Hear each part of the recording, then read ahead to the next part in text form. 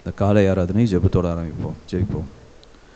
எங்கள் அன்பும் கிருபையும் இரக்கம் நிறைந்த எங்கள் பரிசுத்த பரலோக பிதாவே, அப்பா, இந்த அருமையான ஓய்வு நாள் காலை வேளைக்காக உமக்கு கோடான கோடி நன்றி அப்பா. அப்பா, இதோ இந்த நாளிலும் நீர் எங்களோடு பேசும், எங்களோடு உடனிருந்து எங்களை வழிநடத்தியறலும். பாவியாகி என் மேல் கிருபையாயிரும். பாவியின் பாவங்களை கழுவி உடைய இரத்தத்தினாலே சுத்திகரித்து அப்பா நீர் என்னை தகுதியுடனாக்கும்.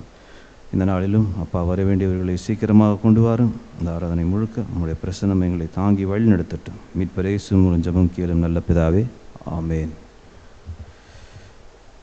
ஆராதனைக்கு ஆரம்பமாக யாவரும் எழுந்திருந்து பாமாலையிலே 40வது பாடலை பாடுவோம். என் இயேசுவே உம்மையே நான் நேசிக்கிறேன். பாமாலையிலே 40வது பாடல், 19வது பக்கம்.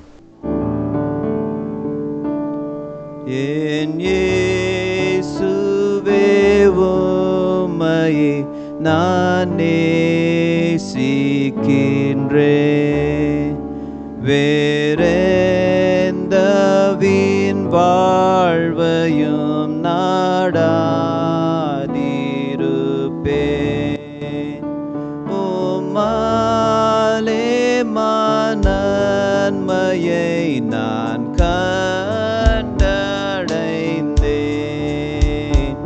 என் நாதாமென் மேலும் உம்மை நேசிக்கிறேன். இப்பாவியின் பேரில் முந்தி நேசம் வைத்தீர். நீ தியாகம் செய்து மீட்டு கொண்டீர். மோற்றிடமைங்காயமும் நான் தியானிக்கிறேன். என் நாதாமென் மேலும் உம்மை நேசிக்கிறேன். பேரன்பின் சொரூபி உம்மை போற்றுகின்றேன். எப்போதும் உம்மண்டை தங்க வாஞ்சிக்கிறேன். என் ஜீவன் போனாலும் கூட நீங்க மாட்டேன். என் நாதாமென் மேலும் உம்மை நேசிக்கிறேன். பேரின்பமே லோகத்தில் ஆனந்தம் கொள்வேன். நீடூழியும் மோகம் கண்டு ஸ்தோத்தரிப்பேன். நின்னும் கிரீடம் அணிந்து நான் வாழ்த்தல் செய்வேன். என் நாதாமென் மேலும் உம்மை நேசிக்கிறேன்.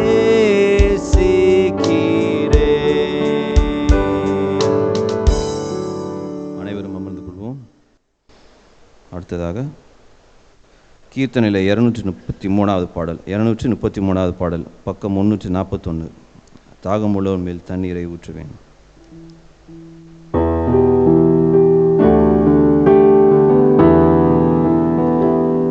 தாகம் உள்ளவன் மேல் தண்ணீரை ஊற்றுவேன் என்றீர். வறண்ட நிலத்தில் ஆறுகளை ஊற்றுவேன் என்றீர். தாகம் உள்ளவன் மேல் தண்ணீரை ஊற்றுவேன் என்றீர். வறண்ட நிலத்தில் ஆறுகளை ஊற்றுவேன் என்றீர். ஊற்றுமையாவும் வல்லமையை தாகத்தோடு காத்திருக்கிறேன். ஊற்றுமையாவும் வல்லமையை தாகத்தோடு காத்திருக்கிறேன். நான் தாகத்தோடு காத்திருக்கிறேன். மாம்சமான யாவர் மேலும் ஊற்ற வேண்டுமே. மக்கள் இறைவாக்கு உரைக்க வேண்டுமே. மாம்சமான யாவர் மேலும் ஊற்ற வேண்டுமே. மக்களெல்லாம் இறைவாக்கு உரைக்க வேண்டுமே. ஊற்றுமையாவும் வல்லமையை தாகத்தோடு காத்திருக்கிறேன். ஊற்றுமையாவும் வல்லமையை தாகத்தோடு காத்திருக்கிறேன். நான் தாகத்தோடு காத்திருக்கிறேன். முதியோர் மேலும் இளைஞன் மேலும் ஊற்ற வேண்டுமே. கனவுகள் காட்சிகள் காண வேண்டுமே. முதியோர் மேலும் இளைஞன் மேலும் ஊற்ற வேண்டுமே. கனவுகள் காட்சிகள் காண வேண்டுமே. ஊற்றுமையா உம் வல்லமையை தாகத்தோடு காத்திருக்கிறேன். ஊற்றுமையா உம் வல்லமையை தாகத்தோடு காத்திருக்கிறேன். நான் தாகத்தோடு காத்திருக்கிறேன்.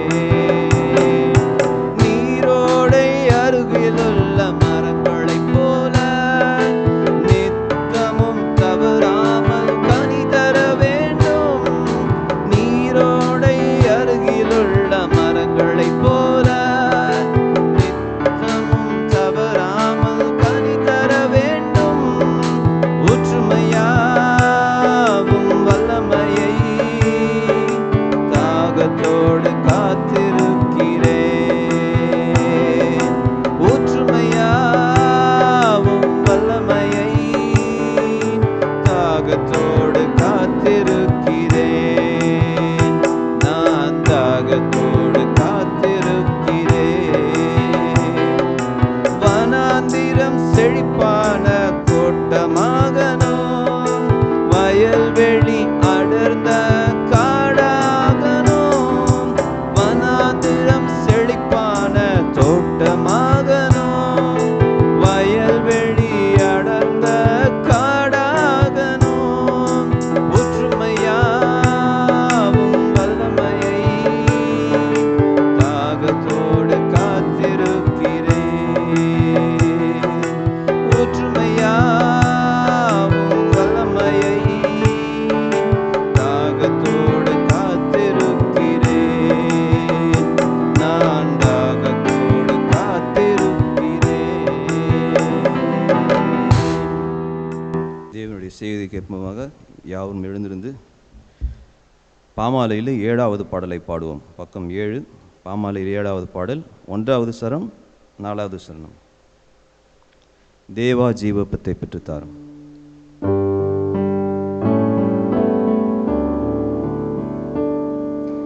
தேவா ஜீவப்பத்தை பெற்றுத்தாரும். உம் வாக்கெனுள்ளத்தில் பதித்தருளும்.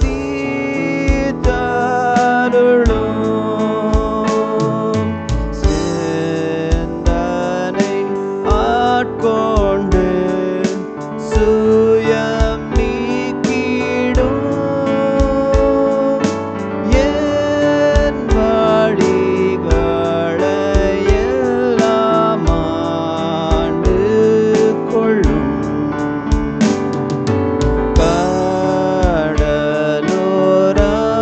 கடலோரமப்பம் விட்டது போல் வாசிக்கும் பாகத்தை தெளிவாக்கும்.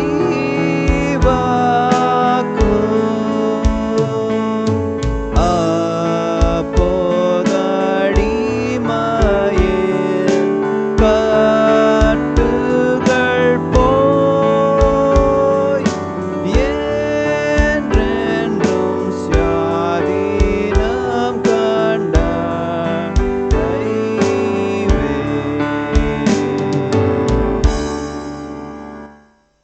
Let us pray. நாம் ஜெபிப்போம். Heavenly Father, we thank you and praise you for this Lord's Day morning. பரமபிதாவே, இந்த கர்த்தருடைய நாளின் காலைக்காக நன்றி சொல்லி Thank you துதிக்கிறோம். for the many mercies and blessings you have bestowed upon us. நீர் எங்கள் மேலே பொழிந்திருக்கிற அநேக ஆசீர்வாதங்கள் இரக்கங்களுக்காக நன்றி. We thank you for guiding the fellowship for the 90 years. சகவாசத்தை 90 ஆண்டுகள் நீர் வழி நடத்தியதற்காக நன்றி. We thank you for Uncle Jay Singh's life. We already finished 20 years of his home call. Jaisingh அங்கிளுடைய ஜீவியத்திற்காக நன்றி. அவர் பரத்துக்கு எடுத்துக்கொள்ளப்பட்டு ஏற்கனவே 20 ஆண்டுகள் நிறைவேறியது. Thank you for all the revivals you gave us in the early days. ஆதி நாட்களில் நீர் கொடுத்த எல்லா உயிர்மீட்சிக்காக நன்றி. How this work was built up by faith. எப்படியாக விசுவாசத்தினாலே இந்த ஊழியம் கட்டப்பட்டது. Lord, the responsibilities given to us are great.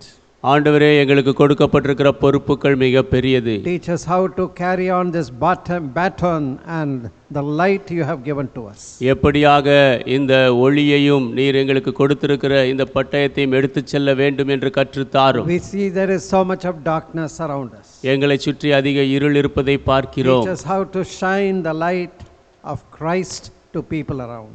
எப்படி கிறிஸ்துவின் வெளிச்சத்தை சுற்றி இருக்கிற மக்களுக்கு பிரகாசிக்க வேண்டும் என்று கற்றுத்தாரும். Let our lives be a blessing. எங்கள் ஜீவியங்கள் ஆசீர்வாதமாக இருக்கட்டும். This morning speak to us through your living word. இந்த காலையிலே உம்முடைய ஜீவனுள்ள வார்த்தையின் மூலமாக எங்களோடு பேசும். Hide me behind thy cross and you reveal thyself to us. என்னை உம்முடைய சிலுவையின் பின்னால் மறைத்து நீர் உம்மை எங்களுக்கு வெளிப்படுத்தும். I ask these blessings in your precious and holy name. இந்த ஆசீர்வாதங்களை உம்முடைய விலையேறப்பெற்ற பரிசுத்த நாமத்தில் கேட்கிறேன். Amen. Amen. Today I would like to dwell on a famous character from the Old Testament. இன்றைக்கு பழைய ஏற்பாட்டிலிருந்து மிகவும் பிரபலமான ஒரு கதாபாத்திரத்தை குறித்து பேச விரும்புகிறேன். So let us turn to the portion of scripture we read in Joshua chapter 14. யோசுவா 14ஆம் அதிகாரத்தில் நாம் வாசித்த பாகத்திற்கு திருப்புவோம். We'll read 7 and 8 verses. 7-8 வசனங்களை வாசிப்போம். These are the words of Caleb. இவைகள் காலேபின் வார்த்தைகள். 40 years old was I when Moses, the servant of the Lord, sent me from Kadesh Barnea to spy out the land, and I brought him word again as it was in my heart. Nevertheless, my brethren that went up with me made the heart of the people melt, but I wholly followed the Lord my God.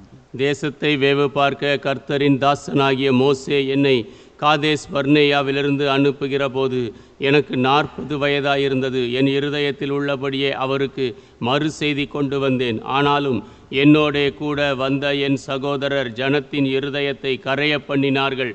நானோ என் தேவனாகிய கர்த்தரை உத்தமமாய் பின்பற்றினேன்.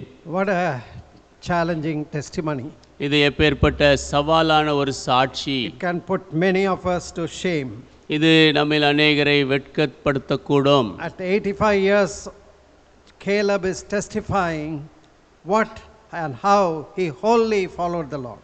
85 ஆண்டுகளிலே வயதிலே Caleb இப்படியாக சாட்சி கொடுக்கிறார். எப்படியாக ஆண்டவரை முழுவதுமாக பற்றி பின்பற்றினேன் என்று. Caleb was a tough, courageous, fearless soldier.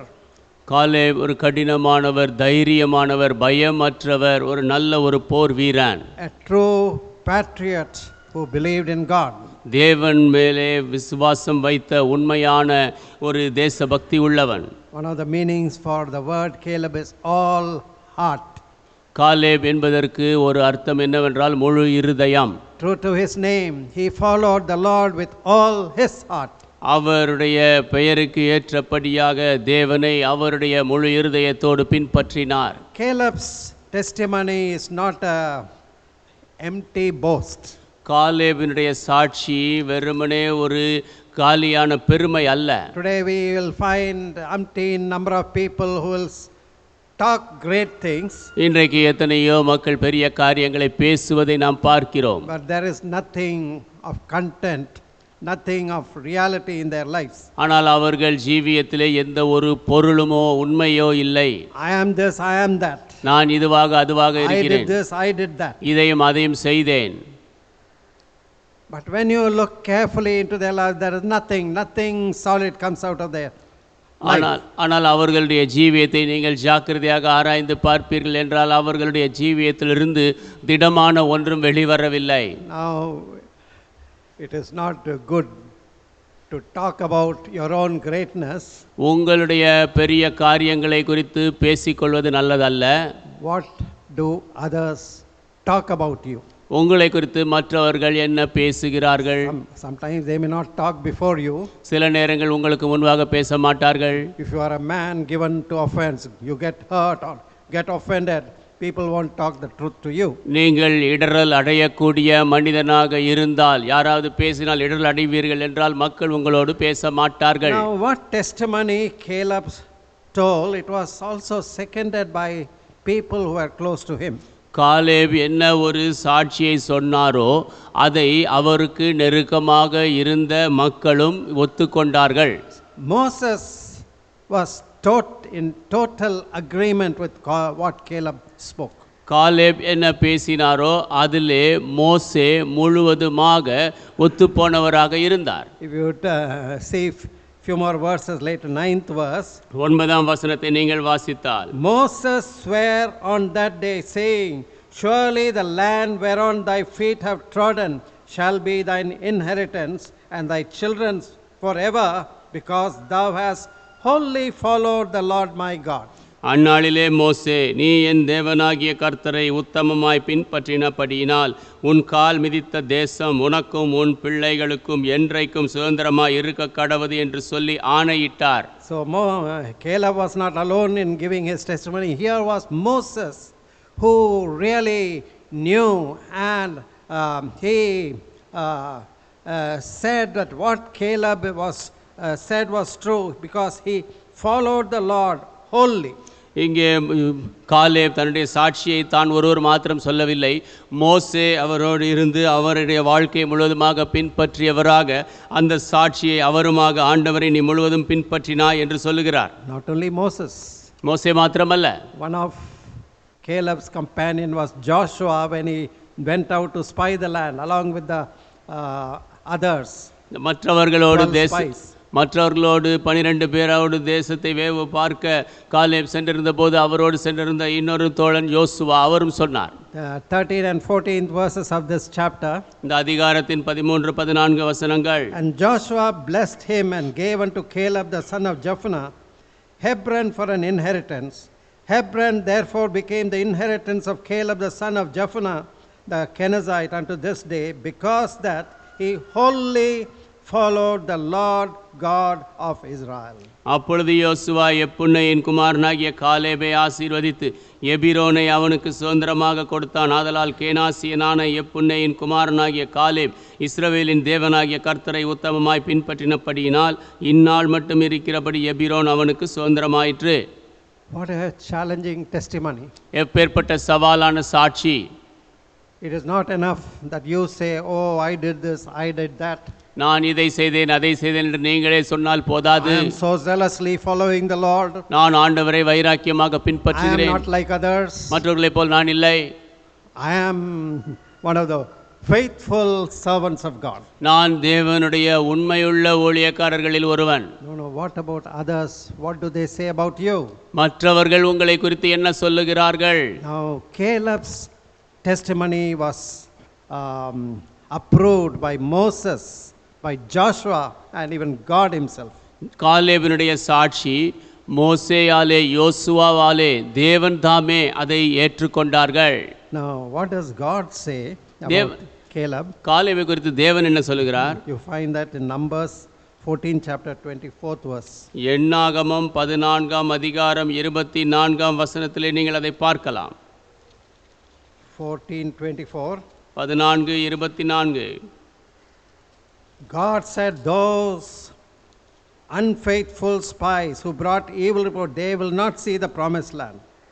23rd and 24th we'll read. 23-24 வசனங்களை வாசிப்போம். அந்த வாக்கு பண்ணப்பட்ட தேசத்துக்கு போய் வந்த அவிசுவாசிகள் அந்த வாக்கு பண்ணப்பட்ட தேசத்துக்குள் பிரவேசிக்க மாட்டார்கள் என்று தேவன் சொன்னார். 23-24. Surely they shall not see the land which I swear unto their fathers, neither shall any of them that provoked me see it, but my servant Caleb, because he had another spirit with him, and hath followed me fully, him will I bring into the land whereunto he went, and his seed shall possess it. 23, 24 அவர்கள் பிதாக்களுக்கு நான் ஆணையிட்டு கொடுத்த தேசத்தை காண மாட்டார்கள், எனக்கு கோபம் உண்டாக்கினவர்களில் ஒருவரும் அதை காண மாட்டார்கள். என்னுடைய தாசனாகிய காலே வேறே ஆவியை உடையவனாயிருக்கிறபடியினாலும் உத்தமமாய் என்னை பின்பற்றி வந்தபடியினாலும் அவன் போய் வந்த தேசத்தில் அவனை சேர பண்ணுவேன், அவன் சந்ததியார் அதை சுதந்தரித்துக் கொள்ளுவார்கள். Now, for approval, God himself approved of Caleb's life. காலேபுடைய ஜீவியத்தை தேவன் தாமே அங்கீகரித்தார். Moses approved his testimony. இவருடைய சாட்சியை மோசே அங்கீகரித்தார். Joshua, his companion among the 12 spies, he approved Caleb's testimony. 12 வேவுகாரர்களில் மத்தியிலே அவருடைய தோழனாக இருந்த யோசுவா இவருடைய சாட்சியை அங்கீகரித்தார். So his own words, I wholly follow the Lord. It is really true, it is not empty boast. அவருடைய சொந்த வார்த்தைகள், நான் தேவனை முழுவதுமாக பின்பற்றினேன் என்பது மெய்யான வார்த்தை, அது வெறுமனே பெருமை அல்ல. Now, when we look at Caleb's testimony, காலேபின் சாட்சியை நாம் பார்க்கும்போது, Caleb was a faithful man in the midst of an unfaithful generation. ஒரு நம்பிக்கை அவிசுவாசம் உண்மையில்லாத சந்ததியின் மத்தியிலே காலேப் உண்மையுள்ளவராக இருந்தார். Among a faithless generation, he proved to be a man of faith. உண்மையில்லாத சந்ததியின் மத்தியிலே விசுவாசம் உள்ள உண்மையுள்ள நபர் என்பதை நிரூபித்தார்.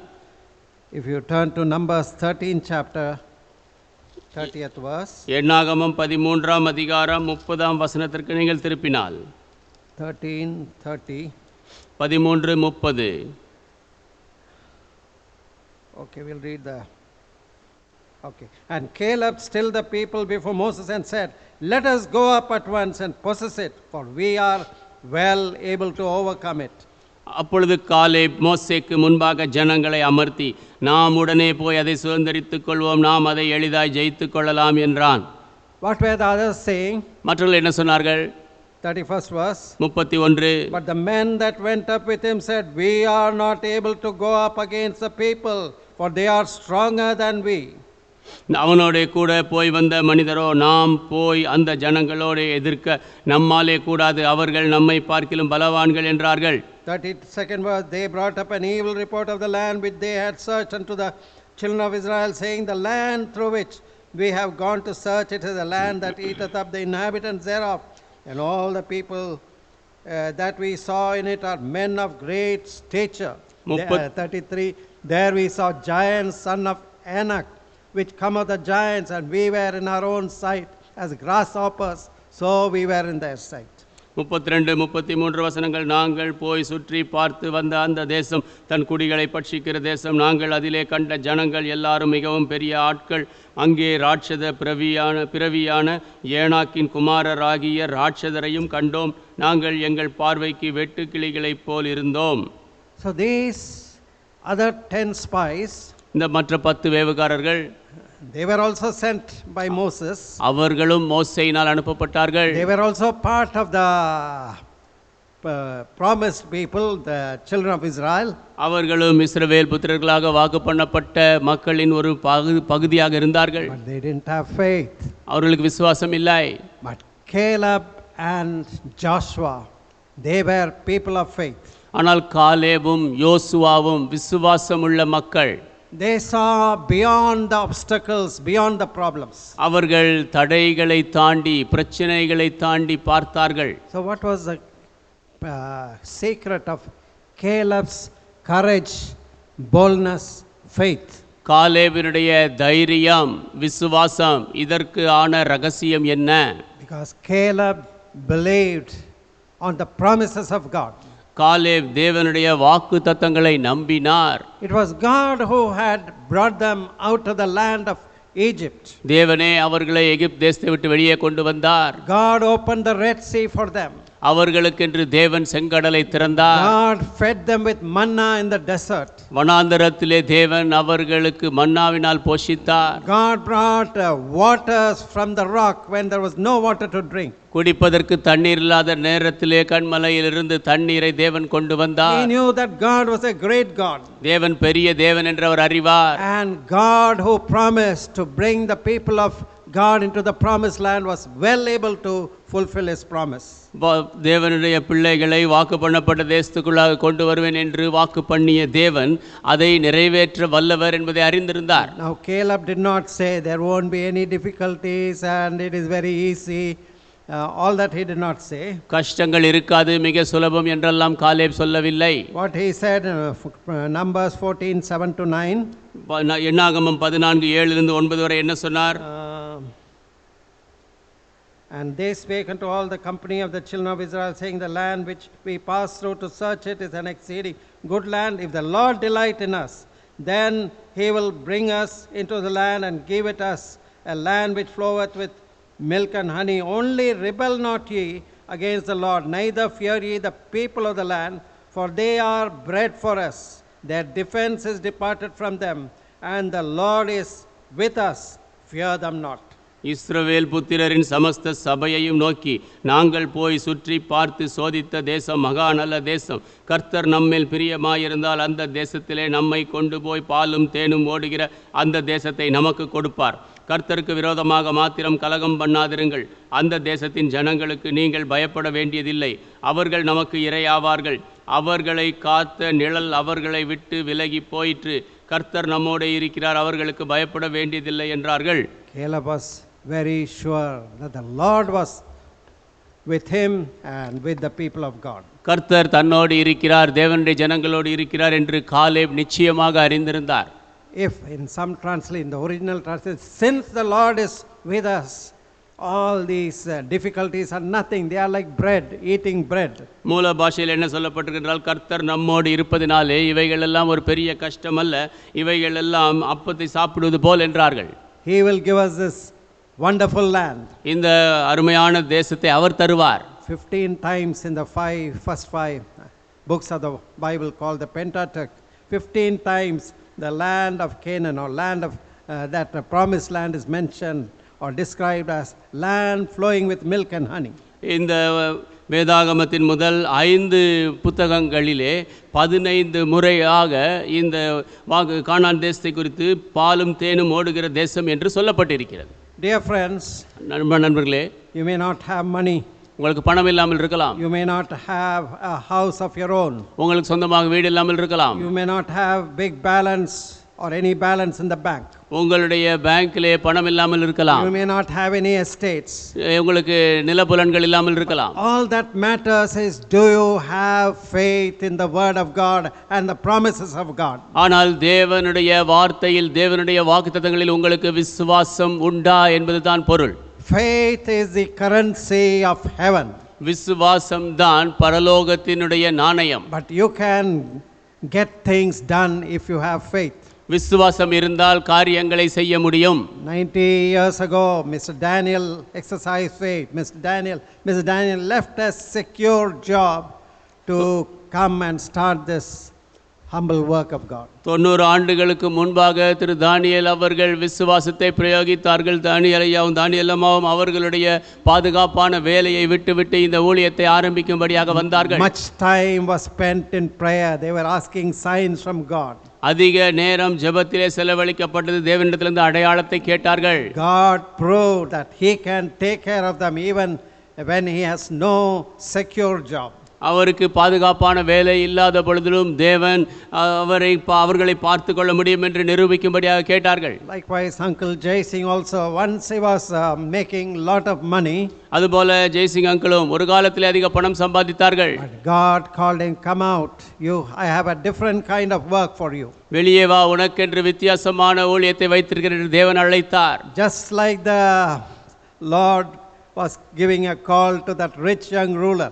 அந்த பணக்கார வாலிபனுக்கு தேவன் அழைப்பு கொடுத்த அதே வண்ணமாக, come out, வெளியே வா, take up the cross, சிலுவையை எடுத்துக்கொள், follow me, என்னை பின்பற்று. Unfortunately, that rich young ruler did not respond to the call of Christ. துரதிர்ஷ்டவசமாக அந்த பணக்கார வாலிபன் கிறிஸ்துவினுடைய அந்த அழைப்பிற்கு செவி கொடுக்கவில்லை. But by God's grace, Uncle Jaising obeyed the call of God and slowly this work has come up. தேவனுடைய கிருபையினாலே ஜெய்சிங் அங்கிள் தேவனுடைய அழைப்பிற்கு கீழ்ப்படிந்தார்கள். கொஞ்சம் கொஞ்சமாக இந்த ஊழியம் வளர்ந்தது. Now, what is our heart condition? நம்முடைய இருதய நிலைமை என்ன? Can we say that I wholly followed the Lord? நான் முழுவதுமாக ஆண்டவரை பின்பற்றுகிறேன் என்று சொல்ல முடியுமா? I believe in the promises of God. தேவனுடைய வாக்குத்தத்தங்களை நான் நம்புகிறேன் என்று சொல்ல முடியுமா? God can take care of me in every situation. எல்லா சூழ்நிலையிலும் தேவன் என்னை பார்த்து கொள்ள முடியும். I too had the call of God. I came out of a secure mission hospital work when I was called to come into the Bible college. நானும் தேவனுடைய அழைப்பை பெற்றேன். நான் ஒரு பாதுகாப்பான மிஷன் ஹாஸ்பிட்டலிலே வேலை செய்து கொண்டிருந்தேன். இந்த வேதாகம கல்லூரியிலே தேவனுடைய அழைப்பை பெற்று வந்தேன். When I was asked to go and help in Uncle Jay Singh's clinic and also attend the part-time classes in the LEF. Jaisingh கிளினிக்கிலே போய் உதவி செய்யும்படியாகவும் இந்த LEFலே இந்த வேதாகம படிப்பை நான் பகுதி நேரமாக பின்பற்றும்படியாகவும் சொல்லப்பட்டது. I didn't ask Brother Joe, what will I get monthly, how much? I didn't ask. நான் ஜோ அங்கிளை பார்த்து மாதம் எனக்கு எவ்வளவு கிடைக்கும் என்று கேட்கவில்லை. So I just resigned, came here and started being trained for God's work. நான் ராஜினாமா செய்துவிட்டு இங்கே வந்து தேவனுடைய ஊழியத்திற்கென்று பயிற்சி பெற்றேன். Caleb believed in the promises of God. தேவனுடைய வாக்குத்தத்தங்களை காலேப் நம்பினார். How can you get faith like Caleb? காலேபை போல எப்படி விசுவாசத்தை பெறுவது? You need to go into the word of God. தேவனுடைய வார்த்தைக்குள்ளாக நீங்கள் செல்ல வேண்டும். Hide the word of God in your heart. தேவனுடைய வார்த்தை இருதயத்தில் வையுங்கள். Use it as a weapon when the devil tempts you. பிசாசு உங்களை சோதிக்கும் போது அதை ஆயுதமாக பயன்படுத்துங்கள். When you have the fear of future, fear of various things, use the word of God. எதிர்காலத்தை குறித்து பல காரியங்களை குறித்து பயம் வரும் பொழுது தேவனுடைய வார்த்தையை பயன்படுத்துங்கள். It was faith in God's promises and God's word that gave great courage to Caleb. தேவனுடைய வார்த்தையிலும் தேவனுடைய வாக்குத்தத்தங்களிலும் கொண்டிருந்த விசுவாசமே காலேபுக்கு அதிக தைரியத்தை கொடுத்தது. At 85 years of age, he saw that these Anaks, the giants, were still living in that area, Kirjat Arba. 85 வயதிலே அவர் பார்த்தார் இந்த அர்பா என்ற இடத்திலே இந்த ஏனோக்கியர்கள் இன்னும் வாழ்ந்து கொண்டிருந்தார்கள். Now at the time of land division, Caleb was asking Joshua and Eliezer the priest, give me this portion, I am not afraid of these giants. அந்த தேசத்தை பிரிக்கும்படியான அந்த நேரத்திலே யோசுவாவையும் எலியாசரையும் பார்த்து காலேப் கேட்டார், இந்த தேசத்தை எனக்கு தாரும், இந்த அரக்கர்களை குறித்து எனக்கு பயமில்லை என்றார். So as we read in Numbers 14:24, நாம் என்னாகமம் 14:24 வாசித்த வண்ணமாக Caleb had another spirit. Caleb வேறே ஆவியை கொண்டிருந்தார். But my servant, because he had another spirit with him, he and hath wholly followed me, him will I bring into the land whereinto he went, and his seed shall possess it. என்னுடைய தாசனாகிய Caleb வேறே ஆவியை உடையவனாய் இருக்கிறபடியினாலும் உத்தமமாய் என்னை பின்பற்றி வந்தபடியினாலும் அவன் போய் வந்த தேசத்திலே அவனை சேர பண்ணுவேன், அவன் சந்ததியார் அதை சுதந்தரித்துக் கொள்வார்கள். So Caleb, his courage, Caleb அவருடைய தைரியம், it was because of his faith in God and his promises. அது தேவன் பேரிலும் அவருடைய வாக்குத்தத்தங்களின் பேரிலும் அவர் கொண்டிருந்த விசுவாசத்தினாலே வந்தது. Secondly, he had another spirit. இரண்டாவது அவர் வேறே ஆவியை கொண்டிருந்தார். Now we say people have the spirit of the world, மக்கள் உலகத்தின் ஆவியை கொண்டிருப்பதை பார்க்கிறோம். or the spirit, the devil's spirit. பிசாசின் ஆவி, The money demon makes them, oh, how will I get more money? பணம் என்னும் பிசாசு எப்படி நான் அதிக பணம் சம்பாதிப்பேன் என்று அவர்களை யோசிக்க செய்கிறது. How many people are enslaved by money? எத்தனை பேர் பணத்தினால் அடிமைப்பட்டு They இருக்கிறார்கள். cannot be satisfied with any amount. I want more money. எவ்வளவு இருந்தாலும் திருப்தி அடைய மாட்டார்கள், எனக்கு அதிகம் வேண்டும் என்பார்கள். Oh, I will spend more time in my business so that I learn more money. என்னுடைய வேலையிலே அதிக நேரம் செலவழித்து அதிகம் சம்பாதிப்பேன். They neglect their family, குடும்பத்தை புறக்கணித்து, neglect their prayer life, ஜெப ஜீவியத்தை புறக்கணித்து, neglect their church activities. ஆலயத்தின் காரியங்களையும் புறக்கணித்து, Overtime, they want to work and earn more money. அதிக நேரம் என்று வேலை செய்து கொண்டே இருந்து பணம் சம்பாதிக்க பார்க்கிறார்கள். And what do they get?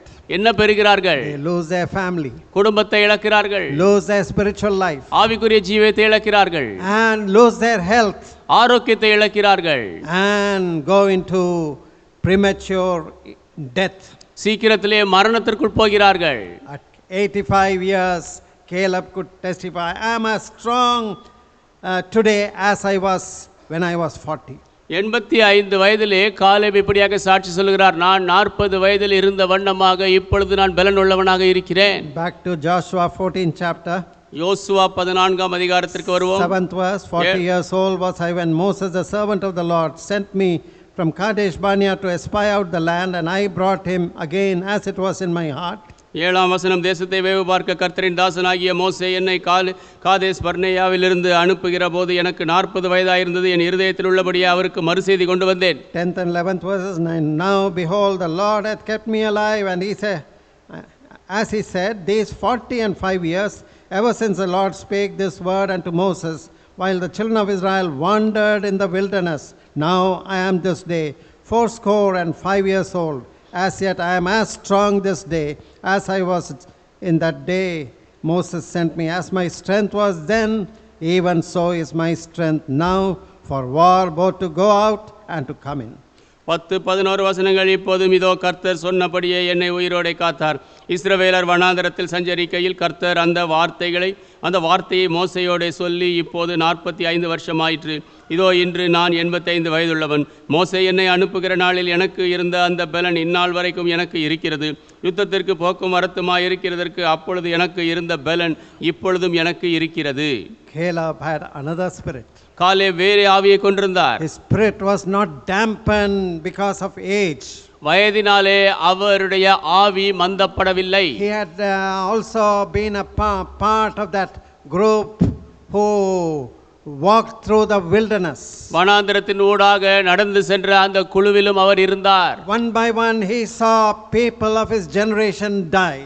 ஒவ்வொருவராக அவருடைய சந்ததியார் மரிப்பதை அவர் பார்த்தார். Except for himself and Joshua, all that generation perished without reaching the promised land. அவரும் யோசுவாவும் தவிர வாக்கு பண்ணப்பட்ட தேசத்துக்கு சென்று அடையாதபடி அந்த சந்ததி அத்தனை பேரும் அழிந்தார்கள். Caleb was a person who loved challenge. Caleb சவால்களை விரும்பியவர்.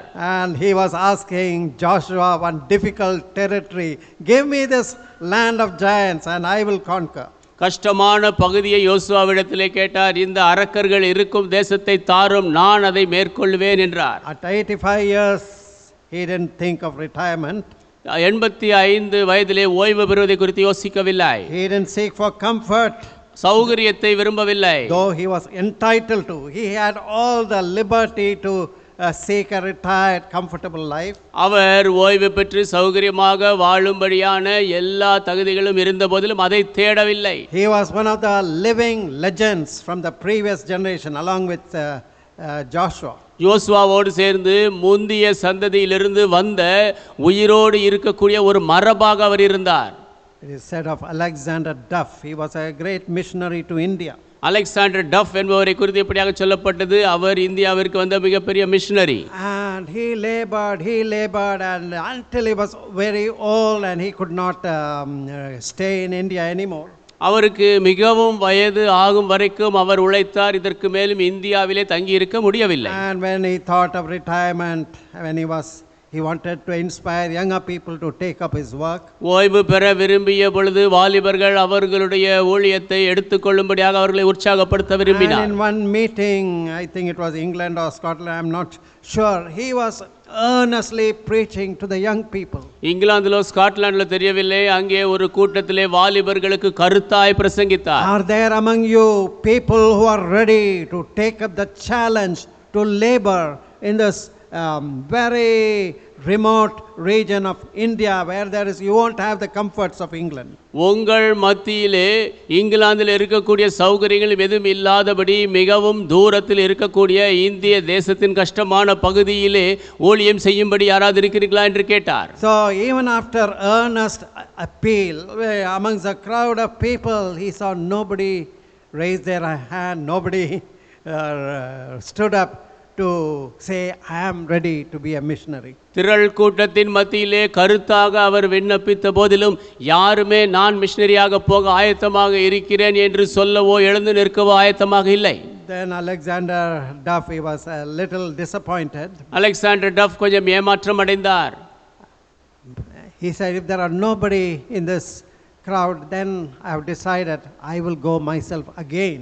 அவர் சொன்னார், இந்த கூட்டத்தில் யாரும் இல்லை என்றால் நான் மறுபடியுமாக நானே போக வேண்டும் என்று தீர்மானித்து Even விட்டேன். though my body is fully worn out, என்னுடைய சரீரம் முழுவதுமாக தொய்ந்து போய்விட்டாலும் I will go there and I will pray, I will labor till my last breath. நான் அங்கே போவேன், ஜெபிப்பேன், என்னுடைய கடைசி மூச்சு வரைக்கும் உழைப்பேன். And so that Indians will know there is a man from Scotland who loved them so much that he was ready to give his life for them. அப்பொழுது ஸ்காட்லாந்திலே ஒரு மனிதன் இருந்தான், அவன் எங்களை அதிகமாக நேசித்து தன்னுடைய ஜீவனையும் கொடுக்க ஆயத்தமாக இருந்தான் என்று இந்தியர்கள் அறிவார்கள் என்றார். Many people were stirred up when he said like this. அவர் இப்படி சொன்ன பொழுது அநேக மக்கள் அங்கே உந்தப்பட்டார்கள். And slowly, one by one, people began to say, I am ready to go, I will become a missionary. கொஞ்சம் கொஞ்சமாக ஒருவர் பின் ஒருவராக நான் மிஷனரியாக போக ஆயத்தமாக இருக்கிறேன் என்று He சொன்னார்கள். inspired many young people to give, surrender their life and do God's work. அநேக வாலிபர்கள் தங்கள் ஜீவியத்தை ஆண்டவருக்கு ஒப்புவித்து தேவனுடைய ஊழியம் செய்யும்படி உற்சாகப்படுத்தினார். Now Caleb is a faint picture and a type of the Lord Jesus Christ.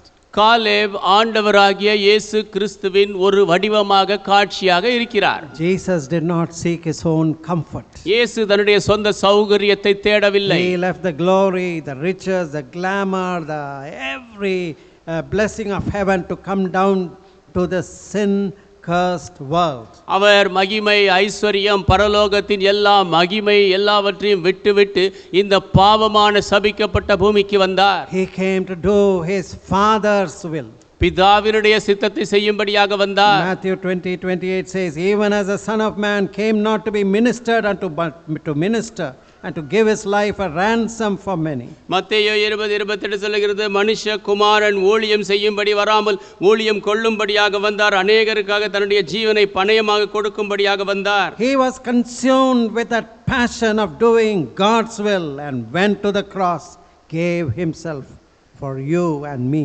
தேவ சித்தத்தை செய்யும்படியாக முழுவதும் நிரம்பியவராக இருந்தார். சிலுவைக்கு போனார், உங்களுக்காக எனக்காக ஜீவனை கொடுத்தார். Like the burnt offerings of the Old Testament, பழைய ஏற்பாட்டினுடைய அந்த தகன பலியை போல he allowed himself, his body to be battered and bruised. தன்னுடைய சரீரம் அடித்து நொறுக்கப்படும்படியாக அனுமதித்தார். He bled and died a cruel death upon the cross. அவர் ரத்தம் சிந்தி சிலுவையிலே கொடூர மரணத்தை அனுபவித்தார். He took the mountain of our sins, my sin, your sin, upon himself on the cross. மலையை போல இருந்த உங்கள் பாவத்தை, என்னுடைய பாவத்தை, நம்முடைய பாவத்தை சிலுவையிலே அவர் தன்மேல் சுமந்தார். And what is he offering to us? நமக்கு என்ன கொடுக்கிறார்? Forgiveness.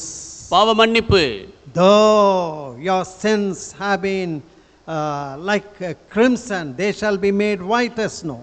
உங்களுடைய பாவமானது சிவேரென்று இருந்தாலும் அது பனியைப் போல வெண்மையாகும். You have crucified the Lord of glory by your wicked hands. உங்கள் பொல்லாத கரங்களினாலே மகிமையின் தேவனை சிலுவையில் அறைந்தீர்கள். Today he offers forgiveness, cleansing. ஆனால் இன்றைக்கு பாவ மன்னிப்பையும் சுத்திகரிப்பையும் தருகிறார். Have you put your trust and faith in the Lord Jesus Christ, your Redeemer?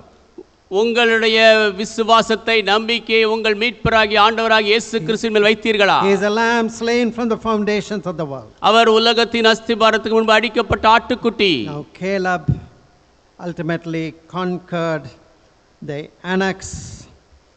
Caleb கடைசியாக அந்த ஆனோக்கியரை கைப்பற்றினார்.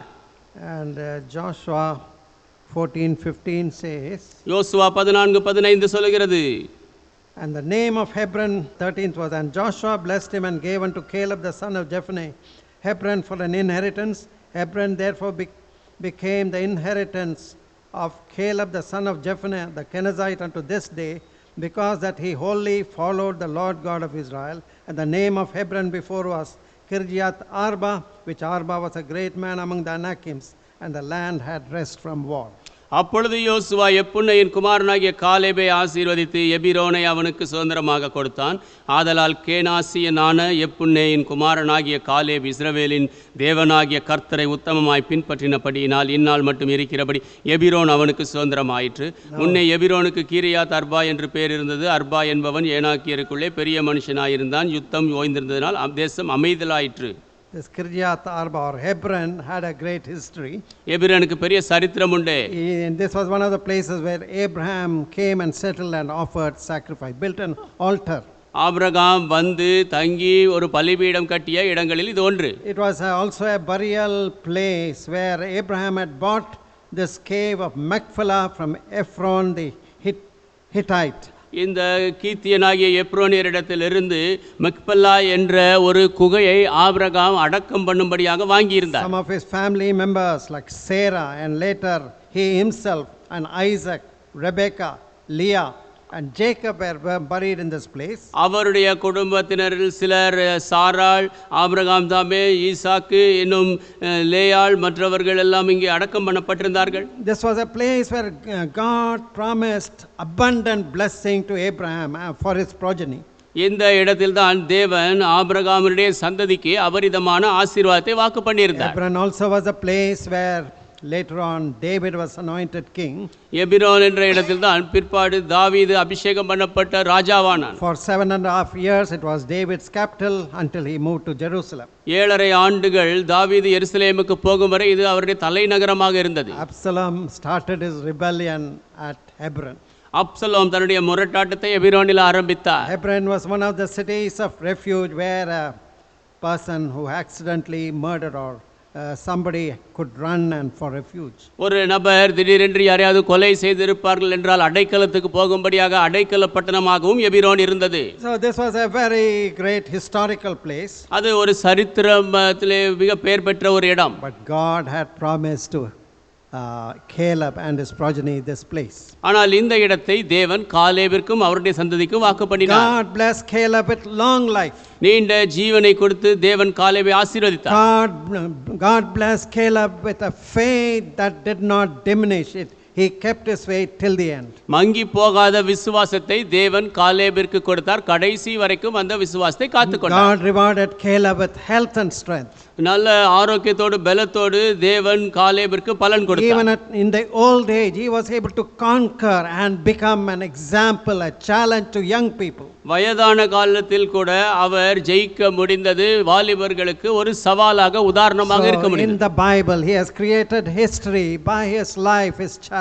வேதத்திலே அவருடைய ஜீவியத்தின் மூலமாக சரித்திரத்தின் மூலம் சவாலின் மூலமாக சரித்திரத்தை படைத்தார். When you talk about your life, உங்கள் ஜீவியத்தை குறித்து பேசும்போது is your testimony approved by God? உங்கள் சாட்சி தேவனால் அங்கீகரிக்கப்பட்டிருக்கிறதா? Caleb's testimony was approved by Moses, by Joshua, by God himself. காலேபினுடைய சாட்சி மோசே, யோசுவா தேவன் தாமே அங்கீகரித்திருந்தார்கள். May the Lord help us to be challenged by this testimony. இந்த சாட்சியினாலே நாம் சவால் விடப்படும்படியாக தேவன் தாமே நமக்கு உதவி செய்வார். Time when we are celebrating our anniversary, நம்முடைய ஆண்டு விழாவை கொண்டாடுகிற இந்த நேரத்திலே and also we see our dear uncles Jay Singh's life before us. நமக்கு முன்பாக ஜெய்சிங் அங்கிளுடைய ஜீவியத்தையும் நாம் பார்க்கிறோம். Maybe this evening we'll give time to some of you who want to share something about uncle's life. We'll give you 2-3 minutes. If you come prepared, you can speak a little about uncle and how he was a blessing to you.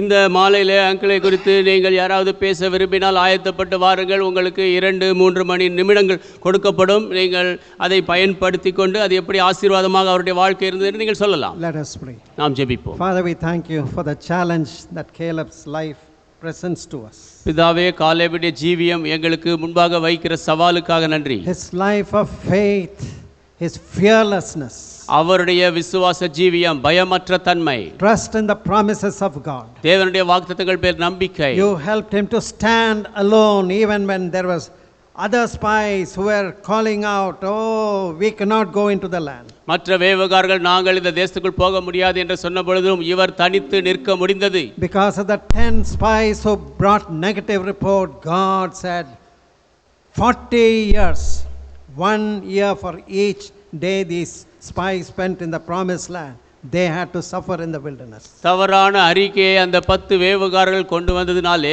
தேவன் சொன்னார், இவர்கள் அங்கே சுற்றி வந்த 40 நாட்களுக்கு ஈடாக ஒவ்வொரு நாளுக்கு ஒரு ஆண்டாக 40 ஆண்டுகள் வனாந்தரத்திலே அலைந்து திரிவார்கள் என்று. Until all that current the older generation passed away. அந்த பழைய சந்ததி எல்லாரும் மரித்து போகும் வரைக்கும். Only those who were 20 and less who came out of the Egypt, they were preserved. They were able to go into the promised land. எகிப்தை விட்டு வெளிவந்த 20 வயதும் அதற்கு கீழானவர்கள் மாத்திரமே பாதுகாக்கப்பட்டு வாக்கு பண்ணப்பட்ட தேசத்துக்கு போனார்கள். The rebels were destroyed in the wilderness. வனாந்தரத்திலே முரட்டாட்டம் பண்ணியவர்கள் அழிந்தார்கள். Give us the faith of Caleb. காலேபின் விசுவாசத்தை எங்களுக்கு Let us தாரும். be challenged by his life. அவருடைய ஜீவியம் எங்களுக்கு சவாலாக இருக்கட்டும். We have the testimonies of so many people before us. எங்களுக்கு முன்பாக அநேகருடைய சாட்சியை கொண்டிருக்கிறோம். Let us not be those who turn back at difficulties. கஷ்டமான இடங்களிலே திரும்பி போகிறவர்களைப் போல் நாங்கள் இருக்க வேண்டாம். Let us be those who trust in you and move forward. உம்மை நம்பி முன்னேறி செல்கிறவர்களாக நாங்கள் இருக்கட்டும். Help us and guide us. எங்களுக்கு உதவி செய்யும் வழி In நடத்தும். Jesus' holy name I pray. இயேசுவின் பரிசுத்த நாமத்தில் ஜெபிக்கிறோம். Amen. ஆமென். ஆராதனைக்கு நிறைவாக யாவரும் எழுந்திருந்து பாமாலையிலே 175வது பாடலை பாடுவோம். டாக்டரே எப்படி நம்மளுக்கு இயேசு கற்பித்தது போல ஒளியாக இருந்தார், நம்மளுக்கு ஒளி வீசினார். அதே போல் நாமளும் ஒளி வீச முயற்சி செய்வோம்.